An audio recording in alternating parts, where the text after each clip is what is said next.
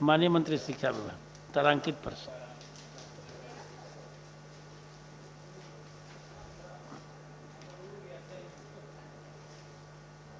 संजीव जापेगा। महोदय, वस्तु स्थिति यह है कि विभागीय स्वीकृत्यादेश संख्या 169 17/3/2021 द्वारा माध्यमिक एवं उच्च माध्यमिक विद्यालयों के लिए शैक्षणिक सत्र 2015-17 एवं पूर्ववर्ती सत्रों के बकाये अनुदान भुगतान हेतु बिहार विद्यालय परीक्षा समिति ने राशि उनको समिति को उपलब्ध करा दिया गया है। जिन माध्यमिक उच्च माध्यमिक विद्यालयों द्वारा पूर्व में आवंटित अनुदान की राशि का उपयोगिता प्रमाण पत्र उपलब्ध करा दिया गया है एवं विभागीय संकल्प संख्या 785 दिनांक 30/12/2020 के आलोक में संबद्धता हेतु निर्धारित शर्तों की पूर्ति करते हैं, उन्हें नियमानुसार अनुदान की राशि विमुक्त की जा रही है। ठीक। मेरे प्रश्न का उत्तर सही रूप में नहीं मिला। लगभग 5 से 7 वर्षों का अनुदान है। मंत्री महोदय का यह कहना सही है जो कि बिहार विद्यालय परीक्षा समिति को इस सत्र का अनुदान दिया गया, और यह भी बात सही है जो कि बिहार विद्यालय परीक्षा समिति द्वारा संबंधित माध्यमिक और इंटर महाविद्यालयों को भी अनुदान गया। लेकिन जिस संबद्धता के बारे में चर्चा की जा रही है या राशि के बारे में चर्चा की जा रही है, तो मेरा प्रश्न है जो कि 5 से 7-8 वर्षों का अनुदान बकाया। कोरोना काल में सभी कोटि के शिक्षकों को वेतन दिया गया, लेकिन इनका बकाया 5-5 वर्षों का है। ये ज्ञान ध्यान देते जा रहे हैं, और संबद्धता के नाम पर जिस समय संकल्प पारित हुआ था वित्त रहित से वित्त सहित के लिए समाप्ति के लिए, रहित शिक्षा नीति की समाप्ति मैंने लाया भी है, उसमें कोटिवार जो संस्थान को कर्णांकित किया गया था, जो स्वीकृति संसूचित की गई थी, जो कि इन्हीं कोटि के विद्यालयों और महाविद्यालयों को अनुदान दे होगा, लेकिन उस कोटि से इतर जा करके उसकी अनदेखी करके अब संबद्धता के नाम पर, जांच के नाम पर रोक दिया गया है। तो मैं सिर्फ ये जानना चाहता हूं आपके माध्यम से माननीय मंत्री महोदय से, अगर जो संकल्प है उस संकल्प के आधार पर जो स्वीकृति संसूचित की गई थी, उसका क्या प्रभाव से, अभिभूतलक्षी प्रभाव से अनुदान रोका जा सकता है?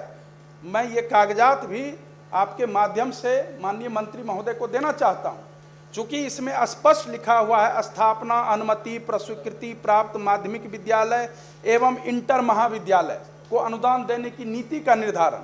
तो जब वही कोटि है, संबद्धता की जांच करवाइए। मंत्री महोदय ने पहले भी कहा है, वो जांच एक दूसरी चीज है, लेकिन 14-16 के बाद का अनुदान रोक दिया है। हम लोग वर्ष 2021 में जा रहे हैं, उनके रिजल्ट की वैलिडिटी है, उनके रिजल्ट की मान्यता है जो उत्तीर्ण हुए हैं, लेकिन अनुदान नहीं मिल रहा है। जो शिक्षक पढ़ाए हैं उनको वेतन अनुदान मिलता है, परीक्षा फल आधारित अनुदान मिलता है।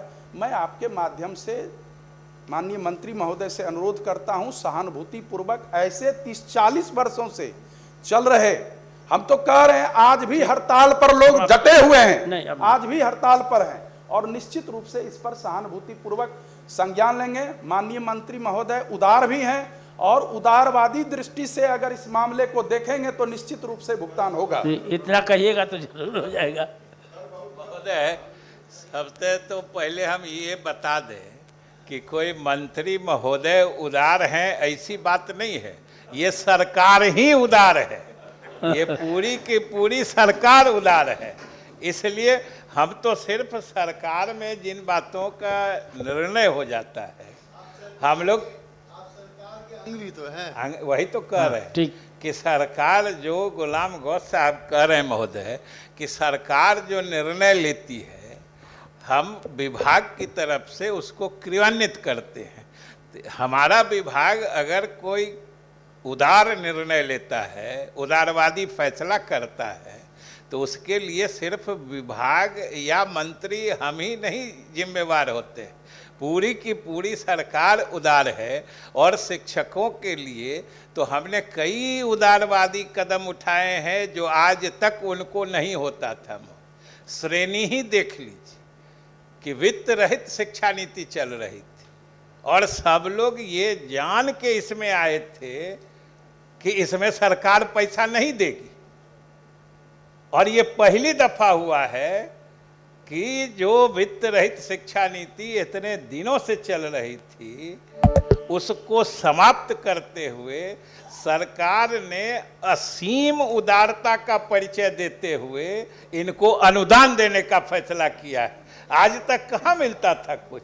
तो हम लोग तो महोदय उदारवादी शुरू से रहे हैं और हम लोग का तो मानना है जो शिक्षक शिक्षा की रीढ़ होते हैं और शिक्षा विकास की रीढ़ है।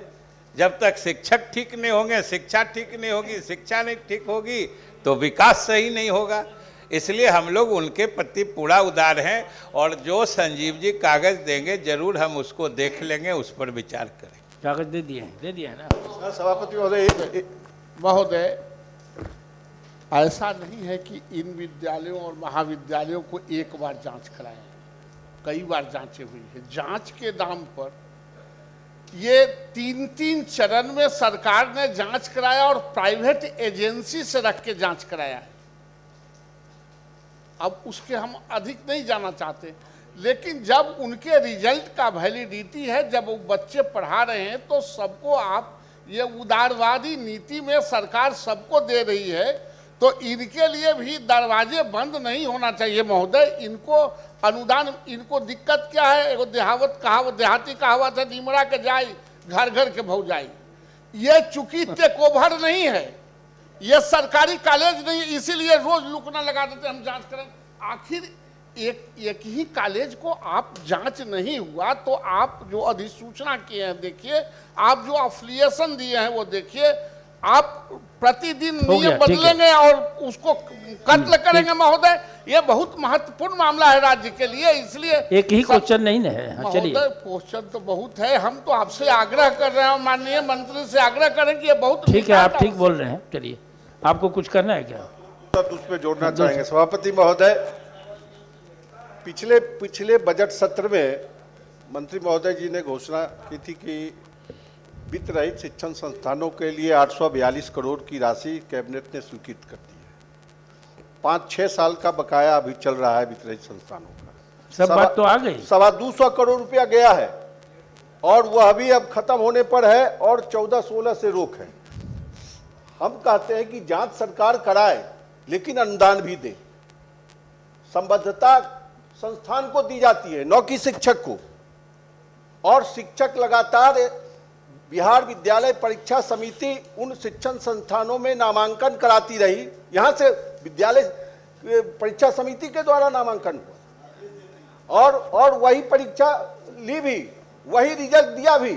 और 2008 का संकल्प है कि परीक्षा फल के आधार पर अनुदान देंगे। मेरा आग्रह एक ही होगा आपके माध्यम से मंत्री महोदय जी से कि जांच कराएं, लेकिन उस नाम पर अनुदान महोदय लोग कह रहे हैं हम जांच जल्दी करा देंगे, अगर जल्दी से करना है तो अनुदान दे दे महोदय। ये जांच के बारे में नहीं, ये लोग कह रहे हैं कि पहले जांच ये लोग कह रहे हैं कि पहले दीजिए तब जांच कराएंगे। हम समझते हैं महोदय, हम समझते हैं कि आसन भी इस बात को अप्रिशिएट करेगा कि कोई भी जांच भुगतान से पहले होती है कि भुगतान करा के जांच कराया जाता है। भुगतान ये बताइए। अगर भुगतान करके सब कुछ दे ही दिया जाए तो फिर जांच काहे को होगी? महोदय, श्रम सिद्धांत क्या कहता है? हम आसन का संरक्षण चाहते हैं महोदय। श्रम सिद्धांत का यह नियम है, अगर किन्हीं ने श्रम किया है तो उनका पारिश्रमिक मिलना चाहिए, और ये पारिश्रमिक जांच के नाम पर लटकाया जा रहा है। यही तो प्रार्थना है, यही तो आग्रह है। जिस श्रम सिद्धांत की चर्चा संजीव जी कर रहे हैं वो एम्प्लॉयर और एम्प्लॉय के बीच वो लेबर का प्रिंसिपल है सरकार कोई भी आदमी, कोई भी वर्कर और सरकार के बीच लेबर प्रिंसिपल नहीं लागू होता है। श्रम का सिद्धांत सरकार और किसी वर्कर के बीच लागू नहीं होता है। वो एम्प्लॉई यानी वर्कर और एम्प्लॉयर माने उसको जो रखा है उसके बीच श्रम का सिद्धांत लागू होता है। इसलिए आप इस पर कहाँ लगा रहे हैं?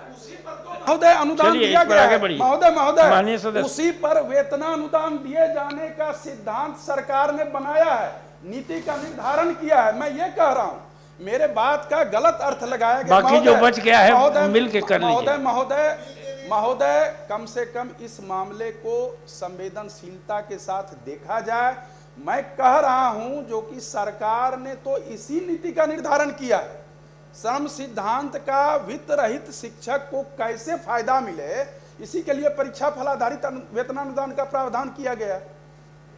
ठीक। माननीय सदस्य मोहम्मद फारूक, माननीय मंत्री शिक्षा विभाग।